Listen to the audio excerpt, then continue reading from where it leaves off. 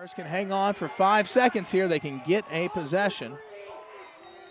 Ball coming in. Back left, coming around. Pass over top of the crease. Right on top, and we've got a goal. How did that go in? I thought we had a crease violation there. I just did not see that. Man.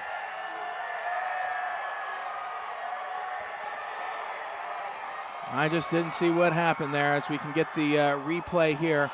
Pass comes across, the shot, and just, man, Dorfman just couldn't get to that. It just trickled in, and Florida Southern somehow stayed out of the crease right there. Dorfman came out to try and go stick on that and just couldn't quite get it there. And, man, Tars have lost a heartbreaker right here.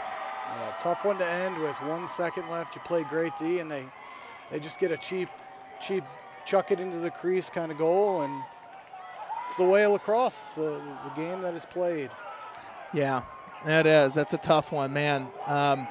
You know, you fight so hard, and to end on that one, every goal is worth 1 point. Some are prettier than others. For Florida Southern, that will always be a sweet goal for them. But you know, when you have that outside rip or something like that to end a game, that's kind of how you want to end it. As man, just a tough one there. Let's go back and take a look at this one as we came through. Tars started out with some nice goals, as you had Finn Gent starting off the scoring. Tars getting going early, taking out that 3-goal lead. And John Stone getting in on the action. Florida Southern coming back, cutting it back to 1 though, with a nice turn and shoot there. Florida Southern really this whole game kind of just stayed with it. Tars got on some streaks. Florida Southern came back. Tars would get on a streak, and both teams would get hot. And at the end of the day, in overtime, you have Florida Southern coming out on top on, well, the lacrosse gods were on their side on that goal at least. They were. Yeah, they had a couple goals. That was still probably the goal of the night. Unbelievable goal there, falling down, diving, lobbing it up over the goalie. But two really good teams, well fought. Florida Southern, if they want to, I believe, even a slight chance at the NCAA tournament, they're going to need to beat Tampa in the conference final and then hope for some losses.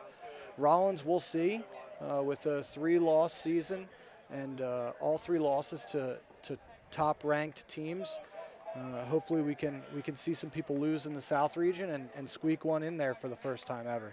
Yeah, it'd be great to see the Tars make it to the NCAAs, and it would be exciting. Unfortunately, we will not see them against Tampa on Saturday. Florida will be making that short drive from Lakeland to Tampa to take on the Spartans in the Sunshine State Conference Tournament Final. And, man, just a backbreaker there at the end. Tars were out to some great runs there in the fourth quarter. We had that third quarter that, well, for lack of a better term, was quite frankly a little boring there, Roy. Yeah, 1 goal through, I believe, all of it. And it was just unforced errors by both teams. Both teams just throwing the ball away. And then, as you saw in the fourth quarter, when those passes started to connect, the goals started to come. Yeah, and come they did. You had Florida Southern with that opportunity to score late in that fourth quarter, and coming up huge, Trevor Dorfman coming off the bench there in relief of and really coming up big with that save to force overtime. Yeah, it was an unbelievable save. It was 1-on-0. Dorfman just decided to stay big as he possibly could and made a great save. Yeah, I tell you what, Tars had some great players out there. Justin White, rather, scored what? It seemed like 17 goals he scored from that spot, but he had 3. We saw him score 3 goals from the exact same spot. And just some really impressive stuff. Goal scorers for Florida Southern: Nolan with 4, Atlas with 1, May with 3, Minor with 1, Deros with 1, and Glazer with 1. For your Rollins College Tars, Johnstone with 3, Pringle with 1, Ellison with 1, White with 4, Gent with 1, Hansen with 1 as well. Tell you what, it seemed like 5. Yeah, 1 and 5, 6 points on the afternoon for Grant Hansen, and really impressive stuff from him. As just a hard-fought game, just couldn't quite come out on top. And there you see it, the game winner in overtime for Florida Southern. That kind of goal from outside just somehow trickles in, and that's one of those that you have those nightmares about, quite frankly, Roy. You don't want to get beat like that. You just don't. You don't want the ball to go trickling in like that. If you're going to get beaten, it's, you're going to get beat. You want the ball to rip through the net and just kind of keep going and set something on fire on its way out. You just don't want one of those little dribblers like that. Yeah, you do not. I'll tell you what, I like to see the 2 freshmen of the year for the conference came here, 44 in red for Southern, who I believe is Flamensbeck and Grant Hansen up here talking at midfield after the game, shaking hands, them knowing that they're going to see each other for years to come here in the conference, and just to know it's going to be a battle in the future. Yeah, some great players there on Florida Southern. They have a bright future. Tars, they certainly have a bright future as well, with players like freshman of the year, All Sunshine State Conference, Grant Hansen. And Roy, as the big brother to Grant, come on, you take a little credit for his game, right? Yeah, I like to. I like to.